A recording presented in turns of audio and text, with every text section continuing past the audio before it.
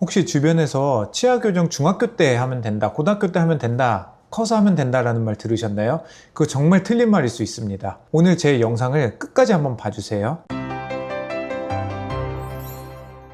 안녕하세요. 치과의사 민재홍입니다. 제가 저번에도 영상을 만들었었는데요. 초등학생 어린이 성장 교정, 치아 교정에 대한 이야기를 좀 더 이어서 해보려고 합니다. 먼저 개괄적인 내용은요. 저희 딸도 초등학교 3학년, 4학년 때 성장 교정이라는 걸 했거든요. 그 내용을 영상으로 만든 게 여기 오른쪽 위에 나가고 있습니다. 그거 보시면요. 성장 교정을 해야 되는 이유와 성장 교정이 어떤 아이들한테 필요한지 그리고 어떤 시기에 해야 되는지에 대해서 제가 개괄적으로 말씀을 드렸고요. 오늘 제가 소개해드릴 친구는요, 저희 딸의 친구입니다. 동네 친구인데요, 친척이 치과의사 선생님이어서 어느 날 아이가 좀 무턱 경향이 심하고 이런 게 있어서 상담을 받아봤더니 그냥 그거 중학교 때 하면 돼, 고등학교 때 하면 돼 라는 말을 들으셨다고 합니다. 저희 딸의 친구다 보니까 저는 동네에서 같이 노는 모습을 이렇게 좀 보면서, 이제 치과의사니까 얼굴의 형태를 제가 보게 되잖아요. 무턱 경향이 조금 있고 상악 턱뼈가 좀 더 큰 그런 형태의 얼굴을 갖고 있는 걸 보았고요. 그래서 이 나이 때 저희 딸이 했듯이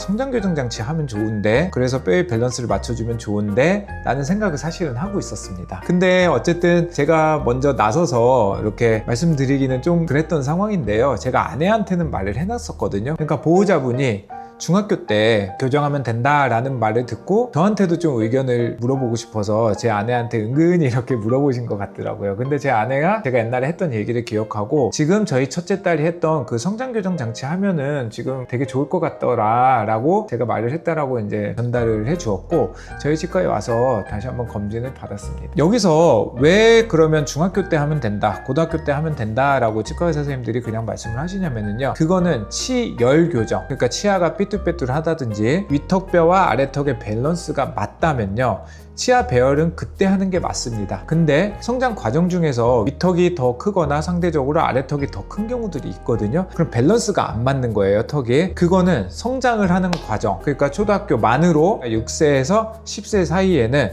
꼭 검진을 받으셔서요, 그때 성장 조절 장치, 흔히 보호자분들이 아는 그런 철사 장치랑은 좀 다릅니다. 바이오네이터라든지 FR3라는 프랑켈 장치라든지 또는 인비절라인 퍼스트라는 장치도 활용을 할 수 있고요. 그런 장치를 활용을 해서 턱뼈의 밸런스를 잡아주는 게 굉장히 중요합니다. 치과 대학에서도요, 이런 내용을 배우는데 굉장히 조금 적은 부분에서 배우는데요, 교정을 많이 하는 원장님들 또는 소아치과 모두 다 알고 있는 내용입니다. 그래서 그냥 중학교 될 때까지 기다리시면 안 됩니다. 만으로 6세에서 10세에는 꼭 성장 교정에 대한 인지를 하고 있는 치과에 가셔서 전문가인 치과 의사와 상담을 해보시면 좋을 것 같습니다. 그래서 이 친구 안모 사진을 보면은요, 위턱이 이렇게 좀 발달돼 있고 누가 봐도 아래턱이 조금 발달이 덜 돼 있습니다. 근데 아주 애기였을 때는 이런 얼굴 형태를 갖고 있는 경우들이 많거든요. 성장의 양상을 제가 쉽게 설명드리면 머리부터 커지고요, 턱끝이 가장 마지막까지 큽니다. 그러니까 어렸을 때 보면 두개골이 굉장히 크잖아요, 몸 대비, 얼굴 대비. 그래서 이제 그런 경향이 생기는 거고요. 근데 이 학생 같은 경우는 만으로 9세에서 10세 정도였는데 그래도 이런 안모 형태를 갖고 있었고요.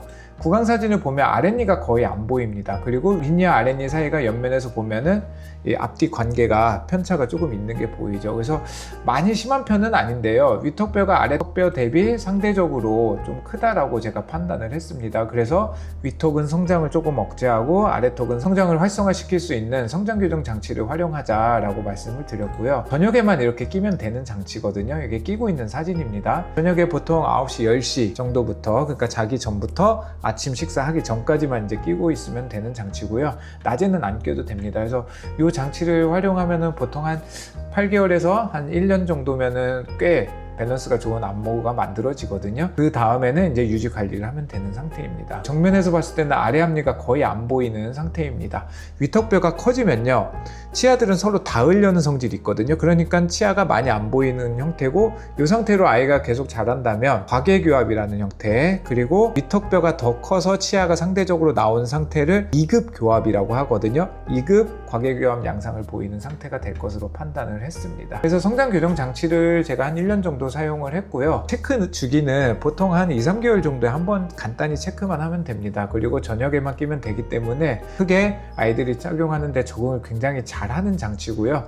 많이 부담스러운 그런 장치는 아닙니다. 그래서 치료 마무리 했을 때의 사진입니다. 아랫니가 많이 보이죠. 그리고 윗니와 아랫니 사이가 딱 앞니 관계가 2에서 3mm 정도면 굉장히 좋거든요. 좋은 이상적인 관계로 만나고 있는 걸 볼 수 있습니다. 이게 비포고 요거 이제 애프터 사진인데요.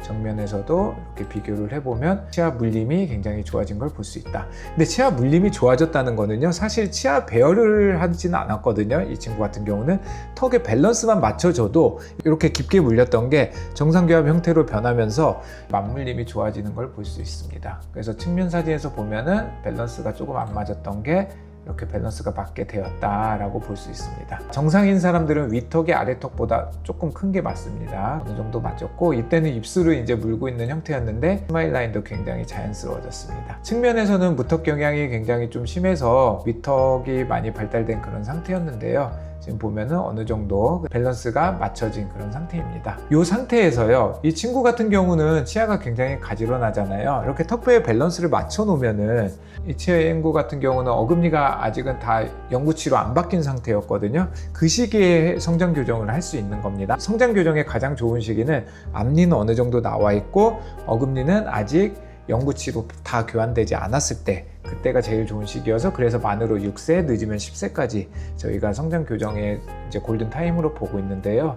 이 친구 같은 경우는 치아가 가지런한 상태로 마무리됐고, 영구치들이 나오면서 치아 배열이 더 잘 맞춰지고 교합이 더 잘 맞춰질 것으로 저희가 판단을 했습니다. 치아들은 평생 동안 조금씩 움직이면서 더 맞춰지는데, 이 친구 같은 경우는 밸런스가 굉장히 좋게 지그재그로 잘 맞물리게 끝나가지고 나중에 성인이 돼서 교정이 필요 없겠다라는 생각이 들 정도로 좀 좋은 결과를 보였습니다. 다시 한번 말씀드리면요, 중학교, 고등학교 성인이 돼서 교정하면 된다 라는 말씀을 들으셨어도 그 치과 의사 선생님이 성장 교정에 대한 이해도가 있으신 분인지 한 번 더 여쭤보시면 좋을 것 같고요. 한눈에 보셔도 위턱이 너무 발달했거나 아래턱이 너무 발달한 상태에서는 꼭 만으로 6세에서 8세, 늦어도 9세, 10세 전에는 전문가인 치과 의사와 꼭 상의해 보시는 걸 말씀드리면 좋을 것 같습니다. 왜냐면 그 상태로 그 시기를 놓쳐버리면요, 턱의 밸런스를 맞출 수 있는 거는요, 수술밖에 없기 때문입니다. 뼈가 성장이 되는 시기에 제가 장치를 이용해서 조절을 하는 그런 원리이기 때문입니다. 그래서 오늘 이 친구 사진 보여드리면서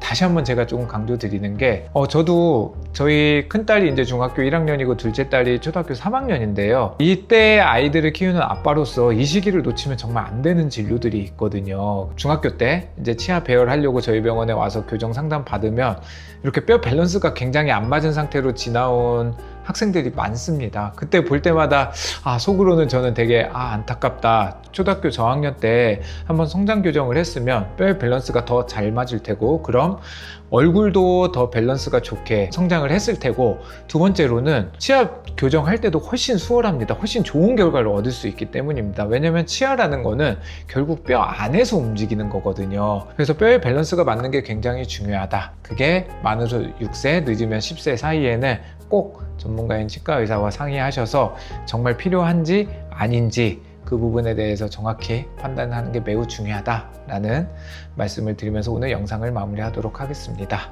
네이버에서 제가 블로그를 12년 정도 운영을 했습니다. 제 딸 아이와 이 친구 아이 말고도 더 많은 성장교정 케이스도 볼 수 있고요. 다른 치과 상식에 대한 내용들도 많이 담겨 있으니까 네이버에서 민지용 치과 의사 검색하셔서 서류 이유 신청하시면 약 1,500여 개의 치과 글을 볼 수 있거든요. 그렇게 서류 이유 신청해 주시면 감사하겠습니다. 그리고 오늘 영상이 많이 도움이 되셨으면 구독해 주시면 앞으로도 정확한 치과 진료에 대한 내용들 영상으로 만들어서 이렇게 말씀드리도록 하겠습니다. 감사합니다.